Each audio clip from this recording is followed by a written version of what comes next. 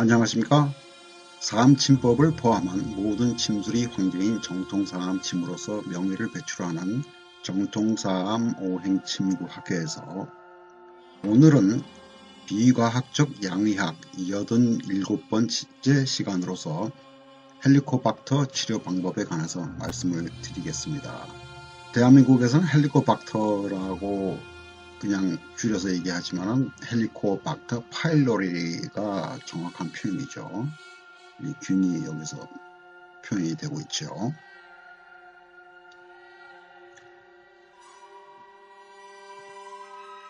결론적으로 말씀드려서 헬리코박터를 항생제로 치료하는 것은 매우 비효율적이며 부작용이 크고 또 많습니다. 또 다른 문제는 설령 치료되었다고 해도 재발이 쉽게 됩니다. 양의학은 항상 이 사실을 무시하죠. 의도적이든 아니면 몰라서 그렇든 간에요. 우리 몸은 상상을 초월하는 자기 치유력이 있기 때문에 우리가 건강하면 세균을 억제를 할 수가 있으며 또는 세균을 제거까지 할 수가 있죠. 오히려 공생관계라고 이해를 해야 합니다. 명의가 되기 위해서는 훌륭한 스승을 만나야 됩니다. 매달 마지막 토요일 오후 2시에 정통사암침 소개 설명회가 있으니까 많이들 오시기 바라고 예약은 필수입니다.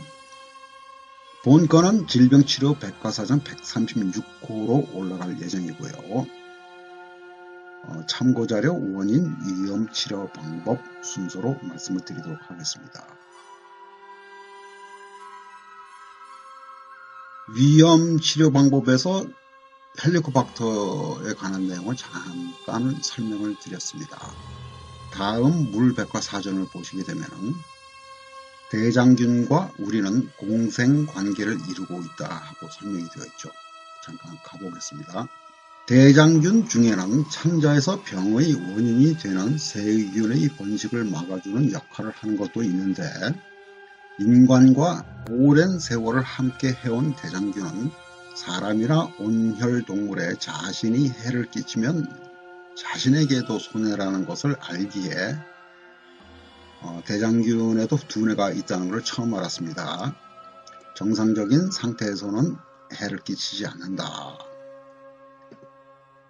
사람의 몸 또한 대장균과 함께 사는 것이 더 이익인 상태로 진화를 해왔기 때문에 현재 사람의 몸과 대장균은 공생관계를 이루고 있다고 할 수 있다. 이렇게 되어 있죠. 그래서 비타민 K, 비타민 B5, 바이오틴 등의 비타민은 주로 큰 창자에서 사는 대장균에 의해서 합성이 된다. 따라서 이들 비타민은 음식으로 섭취되지 않더라도 결핍증이 생기지 않는 특징을 가지고 있다.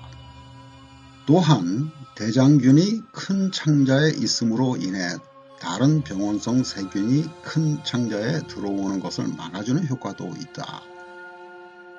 다른 말로 설명을 드리면 대장균이 없으면 우리는 질병에 걸리고 그것도 심각한 질병에 걸리고 생명을 유지할 수가 없습니다.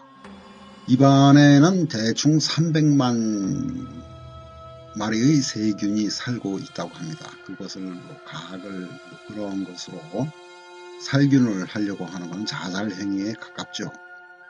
가글을 하면서 그 독성 성분이 점막세포를 통해서 몸 안에 흡수가 될 수도 있고 또 유익한 세균도 죽일 수 있기 때문에 그것은 자살행위와 거의 진배가 없습니다.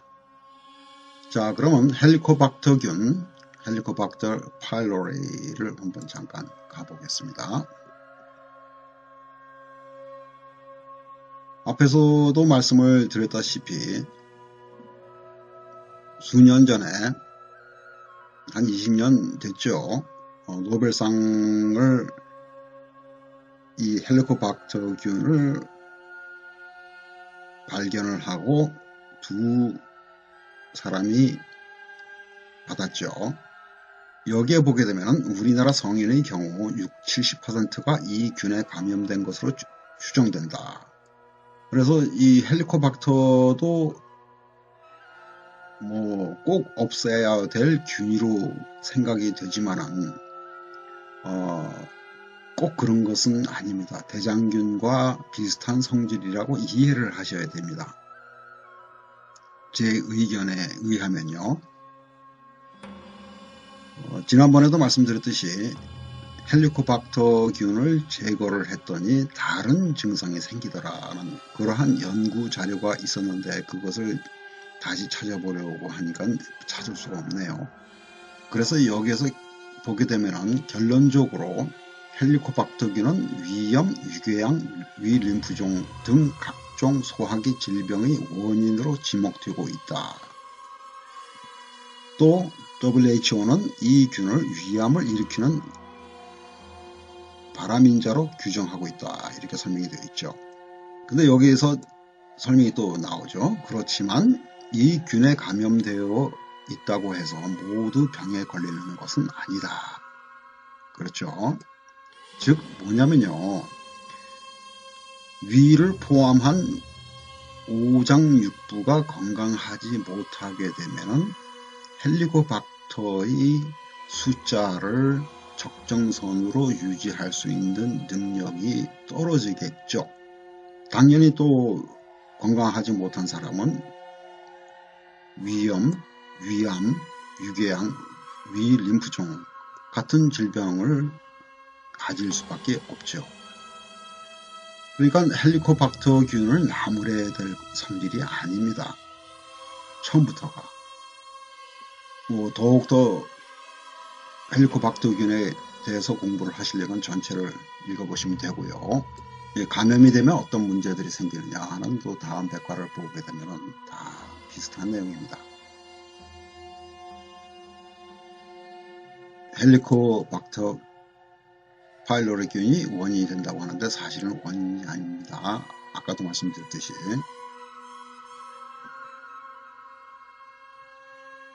대부분 무증상 감염이죠. 제가 아까 말씀드렸던 내용하고 같은 내용이죠. 이 내용도 잘못된 내용이죠. 헬리코박터 감염 환자는 일반인보다 위암에 걸릴 위험도가 3배에서 6배까지 높은 것으로 보고되고 있다. 아닙니다. 헬리코박터가 원인이 아닙니다. 이 세균에 감염된 모든 환자가 치료를 받아야 할 필요는 없습니다. 그래서 맨 처음에 헬리코박터균으로 해서 노벨상을 수상을 하고 난 이후에 제약회사들이 떼돈을 벌고 한 5년 이상을 그렇게 하다가 보니까 헬리코박터균이 원인이 아니라는 것을 알아채기 시작을 했죠. 양의사들이. 그래서 웬만하면은 헬리코박터균이 검출이 되더라도 치료를 안 하는 게 일반적입니다. 그런데 양의사들은 불행하게도 헬리코박터균으로 범인으로 지목하고 그걸 없애야 된다고 해서 환자를 더 아프게 하도록 되어 있죠. 여기에 보게 되면 헬리코박터 제균 치료 후기가 그 부작용을 설명을 한 거고, 또 drugs.com에 가게 되면 헬리코박터 치료 화학 물질입니다. 제가 수정을 하겠습니다. 굉장히 많습니다. 여러 가지가 있죠. 쭉 나오죠. 그 중에서도 가장 흔한 이 항생제를 보게 되면 부작용들이 쭉 나옵니다. 요통까지도 생기게 만들고 소변이 고통스럽거나 힘들거나 또는 위통이 생긴다거나 또 토하거나 설사를 하거나 그 다음에 대변 색깔이 변한다거나 이게 블러드 비전이면 시야가 침침해지는 것이죠. 그 얘기는 뭡니까? 간을 손상시킨다는 얘기죠. 이런 식으로 해서 여러 가지의 부작용이 생기도록 되어 있습니다. 왜냐? 헬리코박터균만 죽이는 게 아니고 다른 필요한 박테리아까지 죽이기 때문에 그렇죠. 아까도 말씀드렸듯이 대장균이 없게 되면 사람이 죽게 됩니다. 종내에는.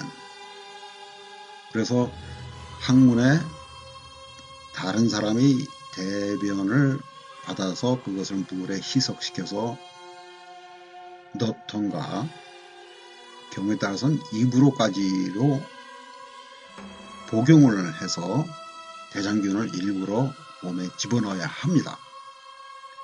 그러한 고마운 대장균까지 함께 죽이도록 되어 있으니까 얼마나 큰 부작용이 생기겠습니까? 이것은 미국의 웹사이트인데요. 헬리코박터 치료 중에 문제점들이 환자들이 쭉 쓴 내용들입니다.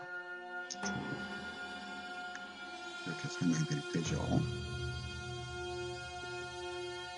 그래서 대한민국에서는 항생제 1차 치료, 2차 치료까지로 하는 것으로 되어 있는데 미국에서는 항생제를 4차 치료까지도 합니다. 참 사람 잡으려면 무슨 짓을 못합니까? 그런데 메디컬 투데이에 가보게 되면요. 김치 속 유산균 1급 발암 요인 헬리코박터균 억제한다 이렇게 되어 있죠. 그런데 양의사들은 이러한 얘기를 전혀 안 하죠. 왜냐하면 약을 팔지를 못하는 것이죠. 건강한 음식을 먹게 되면 그것이 바로 약이 됩니다. 부작용이 없죠. 다음은 위내시경의 위험성에 관해서 또 말씀을 드리지 않을 수가 없습니다. 위내시경을 함으로 인해서 건강하던 사람이 졸지에 엘로스단로스라는 희귀 질환에 걸린 사례가 바로 이 블로그 포스트에서 설명이 됩니다. 보시기 바랍니다. 문제는요. 확률로 따지면 10,000명 중에 1명꼴로 내시경이 부작용이 생긴다고 하는데 누가 다음 희생자가 될지를 아무도 모르는 것이죠. 10,000명 중에 9,999명이 전혀 문제가 없었다고 하더라도 바로 지금 이 동영상을 보고 계신 분께서 희생자가 될 수도 있는 것이죠. 그건 아무도 모릅니다. 가능한 한 피해야 됩니다.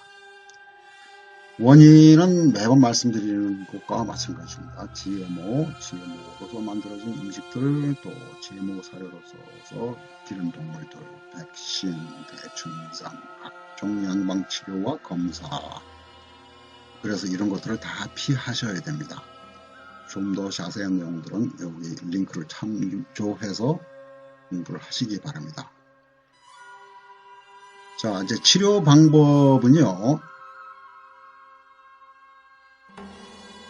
위와 관련된 사음침 치료 방법을 보게 되면 위정격, 위승격, 방광정격, 방광승격 이렇게 생각을 할 수가 있고 또 대장정격도 이 안에 포함이 되죠. 그리고 한열보사법으로서 위의 열을 조절하는 치료 방법이 있겠죠.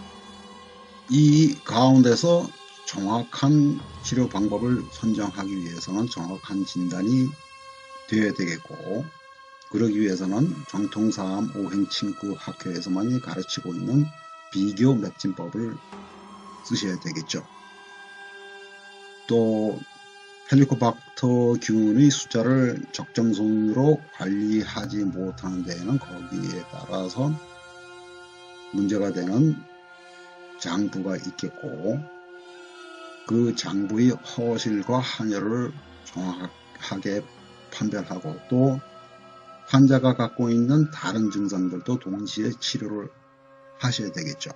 그렇지만 본 동영상에서는 제가 가장 좋아하는 대장정격에 핵의 행간사를 하게 되면은 웬만하면은 헬리코박터균의 숫자를 적정순으로 관리할 수 있는 건강상태로 회복이 될 것입니다. 지금 막 말씀드렸던 치료 방법은 헬리코박터균 숫자 관리에 관한 내용만 말씀드린 것이고, 다른 증상이 있다면은 이를테면은 유추, 추간판 탈출증이라든가 다른 증상들이 있다면은 거기에 따라서 치료 방법도 바뀌어져야 되겠고, 정통삼 5행 친구 학회 회원이라면 누구든지 쉽게 1분 안에 치료 방법을 선정을 할 수가 있겠습니다. 또 매번 말씀드립니다만은 정통삼 5행 친구 학회에서만이 가르치고 있는 김형관 보살법을 모르면 원하는 치료 효과를 기대하기가 매우 힘들 것입니다. 보로 놓은 침이 사로 작용을 할 수도 있고, 사로 놓은 침이 보로 작용을 할 수도 있죠. 그래서 오히려 환자의 건강을 악화시킬 수 있는 가능성도 있습니다. 오늘은 여기까지입니다. 감사합니다. 안녕히 계십시오.